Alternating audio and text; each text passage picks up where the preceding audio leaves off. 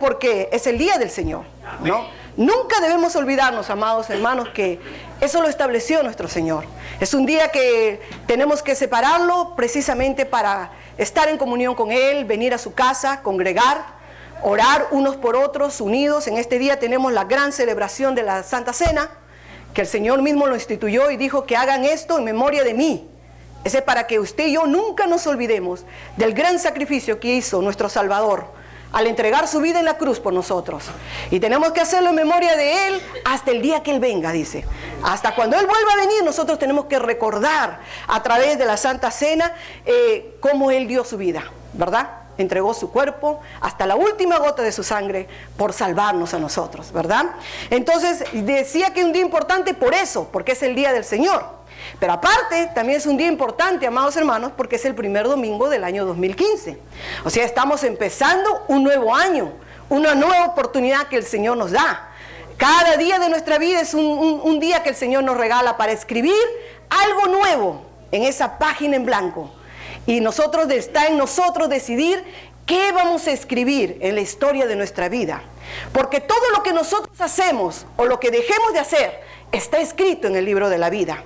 Amén. Y dice que un día vamos a estar ante la presencia del Altísimo. Y Él no va a venir como un niño en un pesebre, sino va a ser como el juez justo. Y dice que ante Él ya no va a haber excusas, porque Él va a abrir el libro y Él va a saber toda nuestra historia. Y ya no le podemos decir o cualquier excusa que nosotros humanamente damos, quizás para no venir a la iglesia, quizás para no congregar o tantas otras cosas, ponemos excusas. Pero delante del Señor no va a haber excusas, porque ¿sabe qué? Porque a Él no le podemos engañar, porque Él es el único que discierne, dice, nuestros pensamientos y las intenciones de nuestro corazón. Entonces, ante Él no podríamos darle ninguna excusa. Pero abrimos este año, amados hermanos, y como Dios es un Dios soberano, poderoso, Él tiene todo establecido. Habíamos tratado y habíamos terminado este mes, habíamos terminado el tema, la serie de temas, que Jesús es la esperanza del mundo. Él es la esperanza de nuestra vida, la esperanza de todos nosotros, amados hermanos. Habíamos terminado este tema en diciembre. Y ahora empezamos este mes con el tema libres. Yo sé que todos tienen la tarjetita, ¿verdad? Donde que tenemos todos los temas, ¿verdad? Entonces es una tarjetita como esta, amados hermanos. Si no lo tiene, pídalo, está ahí en la entradita, pídale a los siervos. Tiene el mes de enero y el mes de enero tiene libres y febrero tiene integridad. Amados hermanos, toda la palabra de Dios es una palabra que está dada en orden, apegada a lo que Dios nos ha enseñado, y sobre todo que sabemos que viene con esa autoridad y ese poder que viene de Dios, que transforma vidas, amados hermanos. No desdeñemos ningún tema porque es importante. Pero le hablaba de este tema, amados hermanos, hablar acerca de la libertad espiritual, no es un tema fácil. No es un tema que el enemigo de nuestras vidas quisiera que usted y yo conociéramos. Él quisiera que usted y yo ignoráramos de sus acechanzas, de cómo Él trabaja, de cómo Él hace que nuestras vidas se vuelvan improductivas espiritualmente. Él no quisiera que mencionáramos nada de esto, que usted siga con una venda en los ojos, y usted y yo, y el mundo afuera, cegados de cómo Él hace todas las cosas para quitarnos el interés, para ponernos una venda en los ojos, poner pensamientos, ideologías humanas, cosas que quizás han estado en el pasado, conscientes o inconscientes. Porque, hermanos, no todo es consciente. A veces hay cosas que han sucedido en nuestra vida y usted y yo no hemos decidido que nos pasen, que vienen desde nuestros pasados, de nuestros antepasados. Sabemos que las bendiciones, dice la palabra de Dios, son generacionales, pero las maldiciones también son generacionales, hasta la 4ª generación.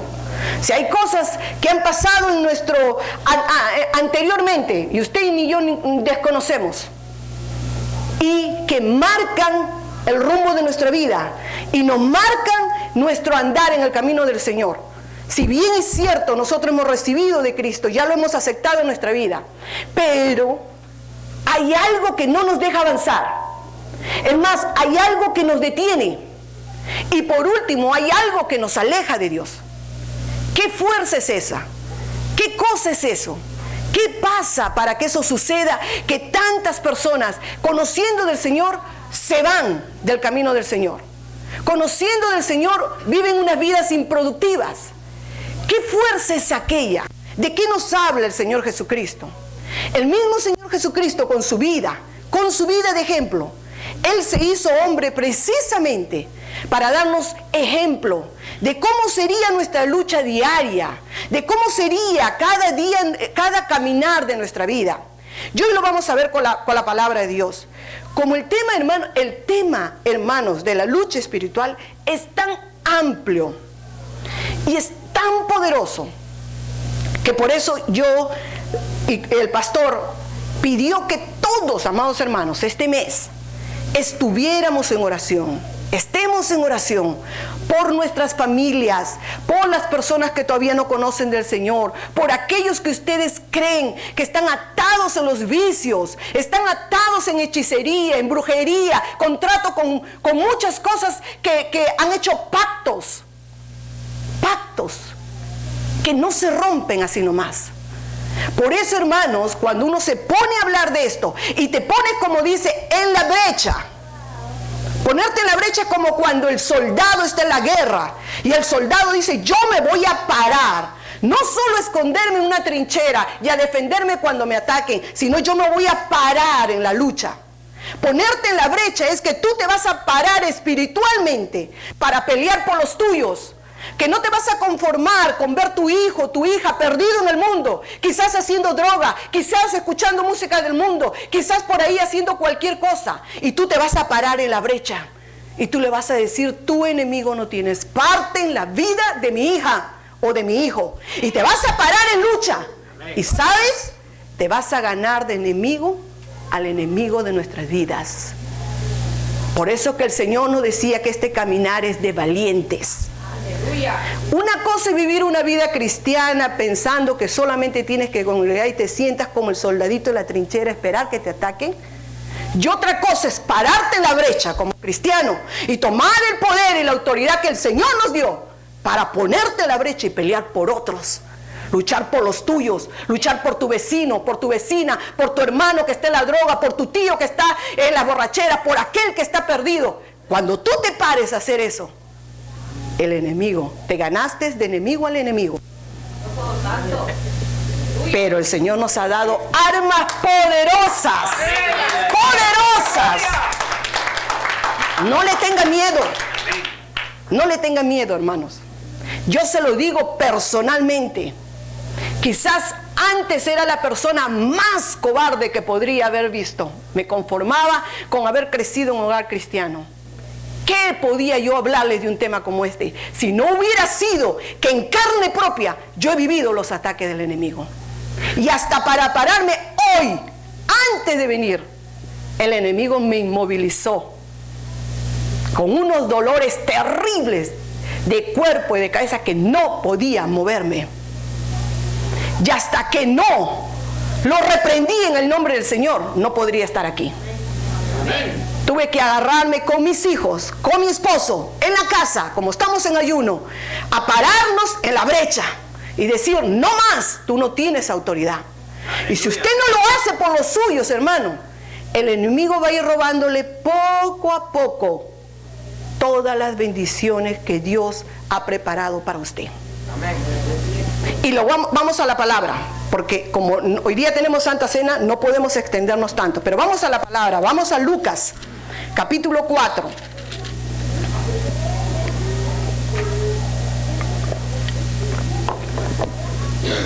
Nos vamos a basar estas enseñanzas del mes. Los textos principales van a ser esto: Lucas 4, 18, 19. Esta es una profecía que estaba escrita en el libro de Isaías, en el capítulo 61, 1 y 2. Pero aquí, ¿por qué está en Lucas? Porque era el mismo Señor Jesucristo leyendo el libro de Isaías, ahora vamos a entrar en ese detalle. Y él mismo está hablando de él. Dice, el Espíritu del Señor está sobre mí, por cuanto me ha ungido para dar buenas nuevas a los pobres. Me ha enviado a sanar a los quebrantados de corazón, a pregonar libertad a los cautivos, a darle vista a los ciegos, a poner en libertad a los oprimidos y a predicar el año agradable del Señor. Aleluya. Este es el ministerio que vino a hacer nuestro Señor Jesucristo. Por esto vino a la tierra, para hacer todo esto a favor de la humanidad. Quien le diga a usted que usted nunca va a tener un ataque del enemigo, se va a ir en contra de esto. Jesús entonces vino en vano. Porque todo lo que Él nos habla aquí es de cautiverio, de prisión, de atadura, de tristeza, gente que no puede, que tiene quebrantado el corazón, de ciegos espirituales, de vistas cerradas. Y eso lo hace el enemigo. Y el Señor vino a darnos libertad. Amén. Él está interesado que vivamos esa vida abundante. No solamente que seamos salvos, porque somos salvos por la fe, pero vivimos una vida, soy salvo, pero vivo en derrota, vivo en sufrimiento, vivo agobiado, vivo agobiada, vivo en lágrimas, no tengo gozo, no puedo cantar, no puedo predicar, no le sirvo al Señor, no vengo a la casa de Dios, no puedo salvar a mis hijos, no tengo autoridad para hablarle a nadie porque mi vida es escasa. Eso es lo que el enemigo ha venido haciendo y sigue haciendo en todas partes del mundo, hermano. Dice que el engaño más grande que hace el enemigo es hacerle creer al cristiano que es salvo y que eso es todo lo que necesita. Y lo siente en una banca, cuando quiero vengo, cuando no quiero vengo, cuando quiero le pido perdón al Señor, no quiero nada. Y así viven una vida de frialdad. Enfría los corazones, pone hielo en el corazón, hielo. Entonces ahora vamos a ver por qué el Señor hablaba de esto y dónde lo hablaba. Vamos a entrar en detalle ese versículo, ese capítulo 4.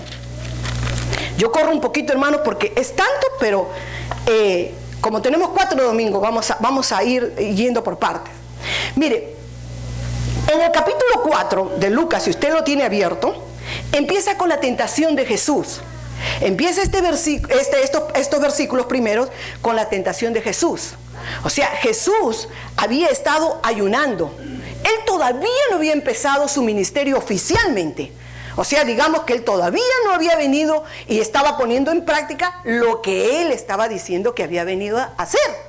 Pero entonces, después que él entró en ayuno, él estaba en ayuno y ¿qué pasa?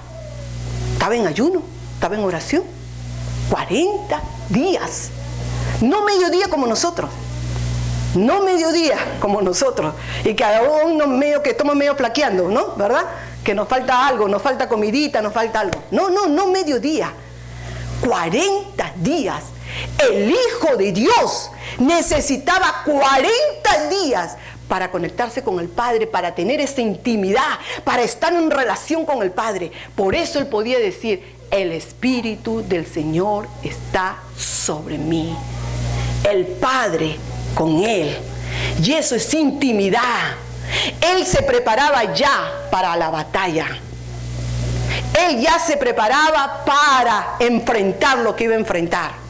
Porque al ponerse él a hacer esto, el enemigo de las vidas que están en este mundo se iba a levantar. Y no pasó mucho. El enemigo dice que lo tentó. Por eso, si nosotros vemos los primeros versículos, vemos esa tentación. Cómo atrevidamente el diablo, que conoce muy bien quién es Dios, que conoce muy bien quién es Jesús, él lo conoce muy bien. Él sabe quién es él. Él sabe que él es el Hijo de Dios y no tiene temor en decírselo. Dice, tú eres el Hijo del Altísimo. Se lo dice. Él lo reconoce. Y más bien nosotros, su creación perfecta, a veces nos cuesta decir, tú eres el Hijo de Dios, el Altísimo. Peor decirle, tú eres el Señor de mi vida. Pero él sí lo reconoce. Pero ¿sabe qué dice la palabra? Que tiembla, le tiene miedo, porque él no le obedece, porque él se rebela contra Dios, porque él es la rebeldía pura. Por eso todo lo que vaya contra Dios no viene de Dios, sino del enemigo. Todo espíritu de rebeldía, ay, yo me rebelo, ya me molesté con mi mamá, ya, ay, me voy de la casa. El enemigo está metido ahí. Aquel que se rebela en la casa de Dios y dice, ay, no, a mí no me gusta, me voy. El enemigo está ahí. Así es, todo lo que es rebeldía viene del enemigo.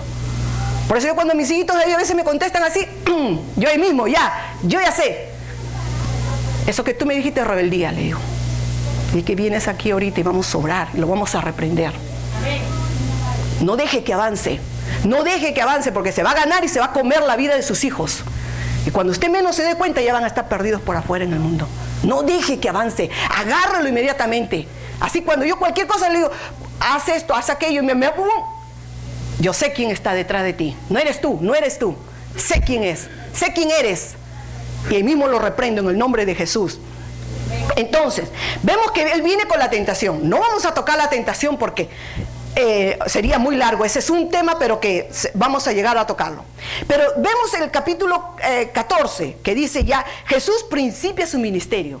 Después que él sale vencedor, o sea, vencedor de esta tentación, 4:14, ¿no? Después que él sale vencedor de esta tentación, usted ve que el Señor no buscó ser tentado. Él estaba bien, en ayuno. Usted no va a buscar ser tentado. El enemigo lo está acechando y me está acechando a mí. Cada cosa que usted hace, que dice, que... ¡pum! Y va a buscar su debilidad. Él no va a buscar su lado fuerte. En las guerras, cuando se trata de atacar un soldado a otro, o un país a otro, ¿qué busca? La debilidad del otro. Oh, este no tiene ejército de tierra. Vamos a atacar por tierra. Oh, este tiene muchos aviones. Uy, no, nosotros no vamos a buscar otra estrategia. Usted sabe la tremenda guerra que tuvo este país por años con Vietnam. Un país más pequeño, menos armas, más pobre. Estados Unidos le ganó a Vietnam y perdió soldados. ¿Sabe por qué? Porque Vietnam conocía su tierra, su territorio. Sabía lo que sabía, él sabía cómo hacer esto. ¡Pum! Vienen por acá, yo me voy por acá, hago una trampa aquí, hago allá. Por eso que la palabra de Dios dice que mi pueblo perece por falta de conocimiento. Porque cuando usted y yo no conocemos esto, ¿sabe qué? Ahí estamos viviendo esa vida. Pero cuando usted conoce en el nombre del Señor, y que no solo el Señor nos lo reveló, que lo venció, lo ganó, está pisado, el enemigo está pisado, él no tiene autoridad. Usted nunca se va a dejar engañar, ni que nadie le arrebate un hijo suyo, ni un hermano suyo, y usted se va a poner en la brecha, aunque le cueste lágrimas. Usted va a decir, aquel está atado en el alcohol, no puede desatarse, porque el que está atado no se puede desatar solo, necesita ayuda. Por eso Dios nos llamó a nosotros como soldados, como ejército. Por eso instituyó la casa de Dios. ¿Para qué? ¿Para criticarnos entre unos a otros? No, nos llamó para orar unos por otros. Y más por el que está caído. Aleluya. Al que está caído, nosotros no le vamos a hacer leña del árbol caído. No. Al que está caído, usted, su deber mío y de usted es orar por él, por ella. Levantarlos, orar, restaurarlos. A eso nos llamó el Señor. ¿Sabe por qué? Porque el enemigo quiere aislarnos. Una de las estrategias que él hace es encontrarte solito, alejarte de todas las ovejitas, te aleja, como cuando el león o el tigre va a atacar, ¿verdad? La manada, él no la ataca toda junta, él ve quién de ellas se retrasa, quién se quedó por atrás y ¡fum! Le da el zarpazo. Así es el enemigo, como león rugiente, buscando a quién devorar. ¿Quién se descuida? ¿Quién está fuera de la manada? ¿Quién no tiene cobertura? ¿Quién es que está ahí resentido, resentida? ¿Quién? ¡Pum! Yo le voy a agarrar en el lado más débil. Y cuando te das cuenta, eres presa del enemigo. Y ha hecho contigo exactamente lo que él ha planeado. Sacarte de la cobertura de Dios. Alejarte. Hasta que tu corazón se enfría, se llena de resentimiento. Él tiene tantas artimañas, pero vamos a seguir con esto. Entonces vemos que el Señor Jesús empieza su ministerio. Recién está empezando. Mire, ya tuvo ayuno, estaba consagrado, estaba buscando. Y el enemigo atrevido lo tienta. Lo tienta con tres cosas. Primero, lo tienta con su lado débil. ¿Sabe cuál era en ese momento el lado débil del Señor Jesús? Tenía hambre, dice la palabra de Dios. 40 días sin comer. Tenía hambre. Era hombre, tenía hambre. Y el enemigo le dice, mira, ¿sabes qué? Si tú eres el Hijo de Dios, haz que esas piedras se conviertan en pan. Qué fácil le sería al Señor convertir las piedras en pan. Pero ¿por qué él tendría que hacerle caso al diablo? Si él hiciera caso al diablo, ¿sabes qué demostraría? Que el diablo lo manda a él. Es que el diablo va a hacer con él lo que quiere. El Señor, en otras palabras, decía, mira, está solito aquí. Porque lo hizo en el desierto, cuando él estaba solito. No estaba con los discípulos, no había nadie, no estaba en la sinagoga, no estaba con sus padres, no. Solito. Ahí lo agarró. Como diciéndole, mira, si tú eres el Hijo de Dios, ¿dónde está tu papá Dios que no te ayuda? ¿Dónde está? Mira, estás que te mueres de hambre. Mira, ¿dónde te ha mandado a ti? A sufrir por otros que ni se lo merecen. Si tú eres Dios. ¿Cuántos de nosotros nos decimos, Señor, si tú eres bueno, ¿por qué tanta maldad en el mundo? No somos así nosotros. Cuando nos va mal, Señor, ¿por qué? Y cuando nos va bien, ¿le damos gloria a Dios? ¿Vio? El enemigo, ¿cómo es? ¿Cómo le decía? Para que el mismo Señor Jesucristo dude de su Padre. Dude de su Padre. Es largo y es hermoso, pero quiero pasar al punto. Ahora Jesús, ya ahí venció. Pero él ahí no atacó. Él solo era un soldado en defensa. ¿Y cómo se defendió? Con la palabra. Amén. Con la palabra. Lo rebatió. El otro se sabía la palabra también, ¿ah? El diablo también le dio un versículo. Pero él nunca te va a dar un versículo completo y aciertas. No. Él siempre te va a dar una media verdad. Ojo con eso. Él nunca te va a dar una verdad completa.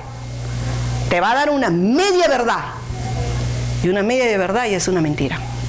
Esa es la astucia de él. Y por ahí también nacen muchas sectas, muchas cosas con un medio versículo. Solo agarran el versículo y lo que le conviene, el otro, nada. Se olvidaron del otro. De ahí nace cualquier otra ideología humana. Entonces, vemos que él ahí era un soldado a la defensiva. Pero ahora, cuando él venga a hacer lo que tiene que hacer, ahora él va a ser un soldado al ataque. ¿Vio? Que la vida cristiana es así. Usted un tiempo, cuando crece espiritualmente, conoce al Señor, eres un soldado a la defensiva. O sea, usted dice, resiste al enemigo, dice, y él huirá de ti. Cuando somos tentados. Pero cuando usted tiene que ponerse a la brecha por los suyos, porque el enemigo está atacando su vida, su economía, su hogar, su esposo, su esposa, su familia, sus amigos, gente que está muriendo de cáncer, algo que está sucediendo, gente que está embrujada, algo, usted se tiene que poner a la brecha. Ahí tiene que atacar con las armas que el Señor nos ha dado, armas espirituales. Todo esto es espiritual, hermano.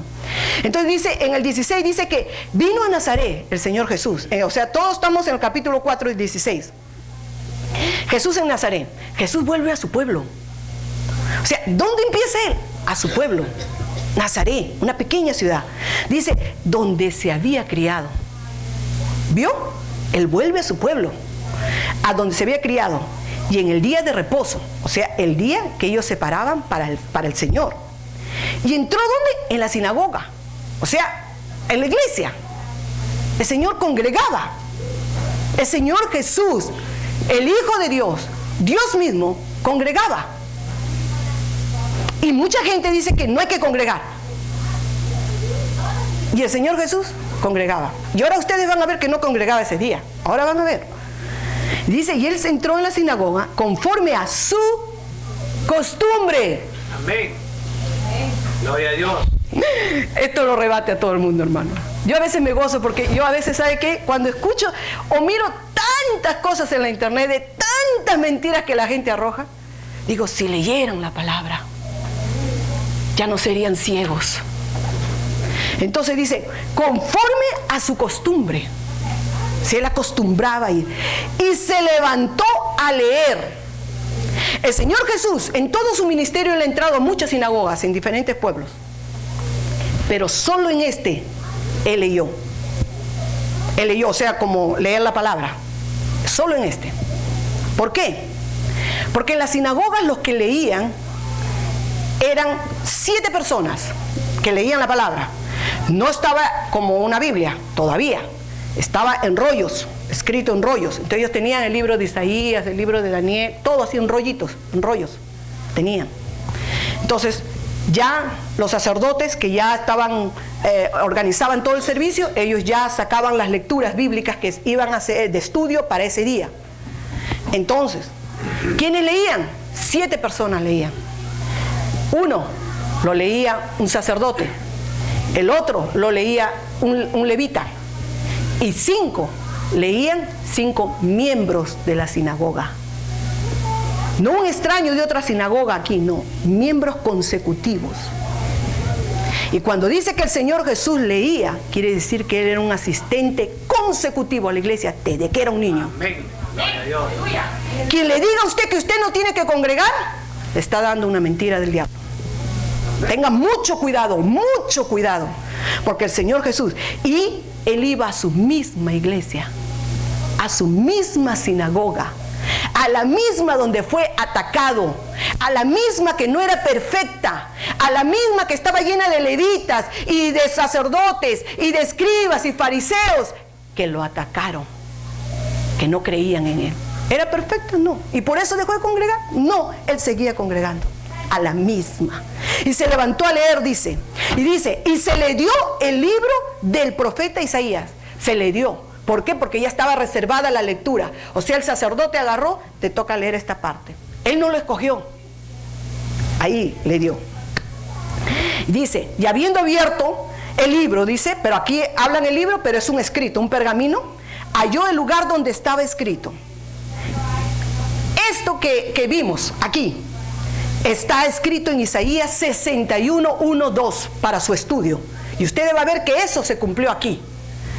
Dice, el Espíritu del Señor está sobre mí, por cuanto me ha ungido para dar buenas nuevas a los pobres, me ha enviado a sanar a los quebrantados de corazón, a pregonar libertad a los cautivos y vista a los ciegos, a poner en libertad a los oprimidos y a predicar el año agradable del Señor. Y ahí ustedes van a ver las citas bíblicas, Isaías 61, 1, 2. Y dice, enrollando el libro, ahora se dan cuenta que no era un libro, porque los libros no se enrollan, no es una forma de traducción. Y enrollando el pergamino, vamos a decirle, y enrollando el pergamino, ya se lo dio al ministro, al sacerdote, y se sentó, porque los que leían o los que daban la palabra en la sinagoga, los judíos, no lo hacían parados, lo hacían sentados. Y se sentó. Y se sentó, dice, enrollando el libro, y los ojos de todos en la sinagoga estaban fijos en él. Todos lo miraban a él. Y comenzó a decirles, porque ahora él tenía que predicar, tenía que enseñarles lo que había leído. Y comenzó a decirles, hoy se ha cumplido esta escritura delante de vosotros. Lo que ellos menos esperaban, él le dice, hoy se ha cumplido esta escritura delante de vosotros. Y todos, dice, daban buen testimonio de él. O sea, él tenía un buen testimonio, un asiduo, todos lo conocían. Y estaban maravillados de las palabras de gracia que salían de su boca. Y decían, una cosa es que estén maravillados y otra cosa es que crean. Y decían, ¿no es este el hijo de José, el carpintero? No lo reconocían como el Señor, sino como el hijo del carpintero, porque como en el barrio todos lo conocían, ¿verdad? Era su barrio, su pueblo. Él les dijo, sin duda me diréis este refrán, porque él conoce las intenciones del corazón, ¿verdad? Él le dice, sin duda ustedes me dirán este refrán. Mire este refrán: médico, cúrate a ti mismo de tantas cosas que hemos oído que se han hecho en Capernaum. Haz también aquí en tu tierra. ¿De qué hablaba el Señor? El Señor en un pueblito al lado de Nazaret, en Capernaum, Él había ya hecho milagros. Y entonces, como Él conocía lo que ellos pensaban, ¿por qué no hace milagro aquí en Nazaret, en tu pueblo? ¿Por qué tú aquí en tu tierra no sanas a los leprosos? ¿No le das vista a los ciegos? Eso es lo que Él le decía. Seguramente ustedes pensarán o dirán, médico, cúrate a ti mismo. Tantas cosas que hemos oído que has hecho en Capernaum, pero haz también aquí en tu tierra. Y añadió Jesús, dijo, de cierto os digo, que ningún profeta es acepto en su propia tierra. ¿Por qué el Señor no hacía milagros ahí? ¿Sabe por qué? Porque Él conocía el corazón de ellos. Sabía que eran incrédulos. Sabían que ellos no lo recibían. Sabían que la palabra que Él decía, ellos lo refutaban en su corazón. Y Dios no hace milagros a incrédulos.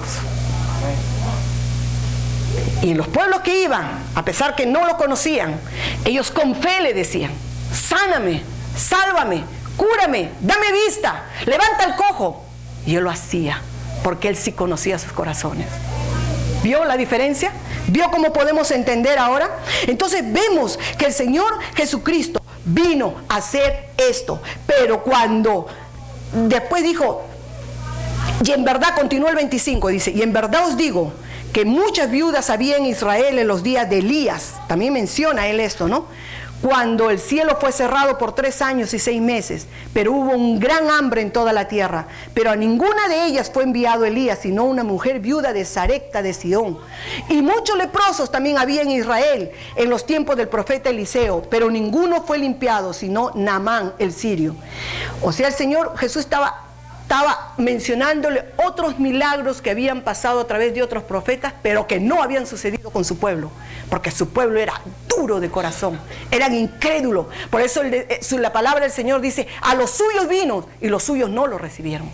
Entonces el Señor les hace recordar eso, y miren la reacción de ellos. Dice: y al oír estas cosas, el 28, todos en la sinagoga, que antes, unos versículos antes, dice que se maravillaban de lo que él hablaba. Hay mucha gente que se maravilla cuando usted le habla cosas bonitas, pero cuando el Señor les confronta